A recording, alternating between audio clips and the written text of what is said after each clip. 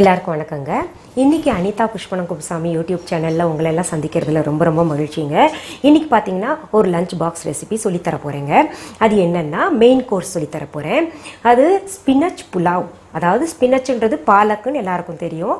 அந்த பாலக்கீரையை வைத்து ஒரு புலாவ் செய்கிறது எப்படின்னு சொல்லித்தர போகிறேங்க. முதல்ல அதற்கு தேவையான பொருட்கள் என்னென்னு பார்த்துடலாமா? பொடியாக அரிந்த பாலக்கீரை 2 கப், பெரிய வெங்காயம் 1 பொடி பொடியாக அரிஞ்சது, 2 பச்சை மிளகாய் பொடி பொடியாக அரிஞ்சது, ஒரு சின்ன கப்பில் பால் எடுத்துக்கலாங்க, 2 டேபிள் ஸ்பூன் வெண்ணெய், 2 கப் வேக வைத்த சாதம், அது பாஸ்மதி அரிசியாக இருந்தால் இன்னும் நல்லாயிருக்கும், சீரகம் 1 டீஸ்பூன், உப்பு தேவையான அளவு. ரொம்ப குறைவான பொருட்கள் இருக்குது இல்லையா? ரொம்ப சுவையாக இருக்கும், ரொம்ப சீக்கிரத்துலேயும் முடியுங்க. அதாவது இந்த பாஸ்மதி அரிசி தான் போடணுமான்னு சொல்லிட்டு நிறைய பேர் என்கிட்ட கேட்டுட்ருக்காங்க. நீங்கள் உங்கள் விருப்பங்க, எந்த அரிசி போட்டாலும் பரவாயில்ல, நல்லா சுவையாக தான் இருக்கும். நான் பொதுவாக இது செஞ்சு காமிக்கிறதுக்காக பாஸ்மதி அரிசியை பயன்படுத்துகிறேங்க. பாஸ்மதி அரிசி இல்லை வேறு எந்த அரிசியும் அது எப்படி தனித்தனியாக பிரியாமல் ஒன்றோட ஒன்று ஒட்டாமல் அது வேக வைக்கணுன்றது உங்களுக்கு ஸ்பைசி வெஜ் புலாவ் அப்படின்ற ஒரு எபிசோடில் போட்டிருக்கேன். அதை நீங்கள் போய் பார்த்து தெரிஞ்சுக்கோங்க.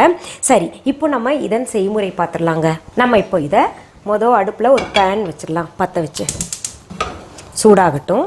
சூடானோன்னு நம்ம என்ன பண்ணலாங்க, இந்த வெண்ணெய் இருக்கு இல்லையா, வெண்ணெய் போட்டுக்கலாம், உருகட்டும். இப்போ இந்த வெண்ணெய் கூட நம்ம என்ன பண்ணலாங்க, நெய் அல்லது எண்ணெய் கொஞ்சம் சேர்த்துக்கலாம்.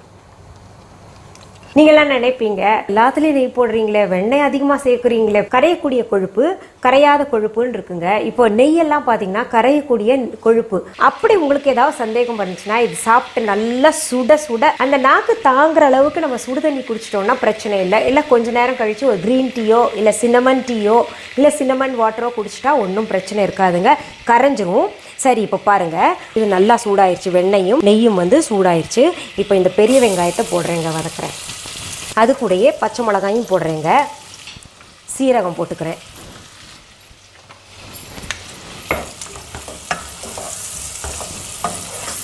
நல்லா வதக்கணுங்க. இந்த பெரிய வெங்காயம் நல்ல ஒரு பிங்கிஷ் ஆகிட்டு பச்சை வாசனை போகிற வரைக்கும் வதக்கணும்.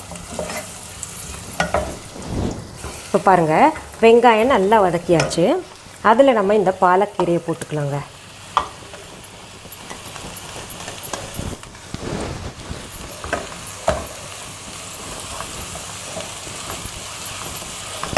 கொஞ்சம் உப்பு சேர்த்துக்கலாம்.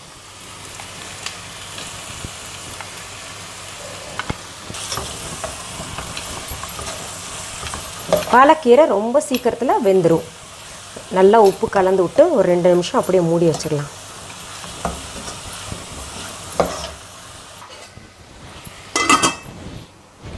பாலக்கு நேரம் வெந்திருக்குங்க, கொஞ்சம் பார்த்துடலாம்.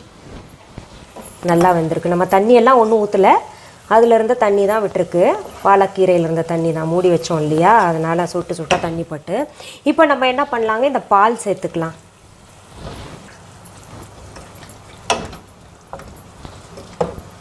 கொஞ்சம் கொதிக்க விட்டுடலாங்க. இன்னும் கொஞ்சம் பாலக்கு வேகணும். இப்போ திறந்து பார்க்கலாங்களா? பாருங்கள், ஆஹா, நல்ல மணமாக இருக்குங்க. இப்போது நம்ம இந்த சாதத்தை அதில் கலந்துடலாம்.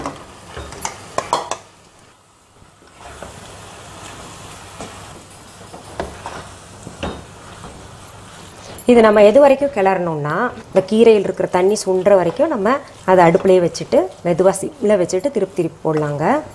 இப்போது பாருங்கள், நல்லா அதில் இருக்கிற தண்ணி, கீரையில் இருக்கிற தண்ணி, பால் விட்டோம்ல, அந்த இதெல்லாம் சுண்டுன பின்னாடி நம்ம இப்படி எடுத்துடலாங்க. எடுத்து இப்போ டிஸ்பிளே பண்ண போகிறேன்னா, பொதுவாகவே இந்த பாலக்னா இந்த பிள்ளைங்கள்லாம் சாப்பிட்றதில்ல.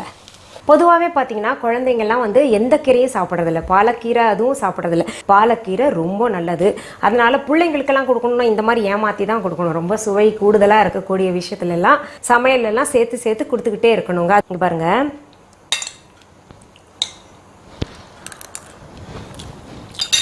ரொம்ப டேஸ்ட்டாக இருக்குது. இது ரொம்ப சுலபமாக இருக்குது, இவ்வளோ டேஸ்ட்டாக இருக்குது, சுவையாக இருக்குது. ஏன்னா அந்த பாலும் அந்த பாலக்கும் கலந்து ஒரு அந்த சுவையை கூடுதலாக்கி இருக்கு. இது கூட நீங்கள் என்ன சைட் டிஷ் என்ன சாப்பிட்லாம் அப்படின்னா ஒரு தயிர் பச்சடி, பூந்தி ராயத்தாவோ இல்லை வெறும் தயிரில் உப்பு சீரகத்தூள் போட்டு அந்த மாதிரி சாப்பிட்றதும் ரொம்ப சுவையாக இருக்கும். செஞ்சு பாருங்கள், நீங்களாம் ரொம்ப விரும்புவீங்க இது. மேடம், என் குழந்தை கீரை சாப்பிடாமல் இருந்துச்சு, பாலக்கீரைலாம் நீங்கள் சாப்பிட வச்சிட்டீங்க இந்த சுவை கொடுத்து அப்படின்னு நீங்கள் என்ன நிச்சயமாக எனக்கு தேங்க் பண்ணுவீங்க. சரி, இது போன்ற நல்ல நல்ல சுவையுள்ள ரெசிபிஸ் உங்களுக்கு வேணும், இல்லை எங்களுடைய பாடல்கள் வேணும், இல்லை பியூட்டி டிப்ஸ், ஹோம் டிப்ஸ் எல்லாம் வேணும்னா நீங்கள்லாம் செய்ய வேண்டியது ஒன்றே ஒன்று தாங்க. அனிதா புஷ்பனம் குப்புசாமி யூடியூப் சேனலை சப்ஸ்கிரைப் பண்ணுங்கள். மீண்டும் சந்திக்கலாமா? நன்றி, வணக்கம். அன்பான வாடிக்கையாளர்களே, உங்கள் விஹா ஸ்டோரில் பூஜை பொருட்கள், சிலைகள், ராசிக்கற்கள், வாஸ்து பொருட்கள், விதைகள், பாரம்பரிய அரிசி வகைகள், சிறுதானியங்கள், ஆர்கானிக் பொருட்கள், மூலிகை எண்ணெய், மளிகை பொருட்கள், மரச்செக்கு எண்ணெய், மரப்பொருட்கள், வெள்ளி ஆபரணங்கள், கிஃப்ட் ஆர்டிகல்ஸ், காட்டன் மற்றும் பட்டு புடவைகள், காட்டன் சுடிதார்கள், பட்டு பாவாடை, குழந்தைகளுக்கான விளையாட்டு பொருட்கள், ஹை குவாலிட்டி இமிடேஷன் நகைகள், வீட்டு உபயோக பொருட்கள், ஜூட் பேக்ஸ், ஹேண்ட்மேட் சோப்ஸ், அழகு சாதன பொருட்கள், சிறுதானிய பிஸ்கெட்டுகள், ஹோம் அப்ளையன்சஸ், இன்னும் பற்பல பொருட்கள் விற்பனைக்குள்ளது. விஹா ப்ராடக்ட்களை நீங்கள் வாங்க விரும்பினால் அது எங்களுடைய viha.online வெப்சைட் மற்றும் சென்னை ராஜா அண்ணாமலைபுரத்தில் உள்ள எங்கள் விஹா ஸ்டோரில் மட்டுமே கிடைக்கும் என்பதை தெரிவித்துக் கொள்கிறோம். வேறு எந்த ஆன்லைன் வெப்சைட்களிலும் விஹா ப்ராடக்ட்கள் விற்பனைக்கு கிடையாது என்பதை நீங்கள் கவனத்தில் கொள்ள வேண்டும். எங்கள் விஹா ஸ்டோரின் விலாசத்தை கண்டறிய கூகுள் மேப்ஸில் விஹா ஸ்டோர் என்று டைப் செய்தால் வழியை கண்டறியலாம். www.viha.online வெப்சைட்டிலும் விஹா ஸ்டோரின் அட்ரஸ் உள்ளது.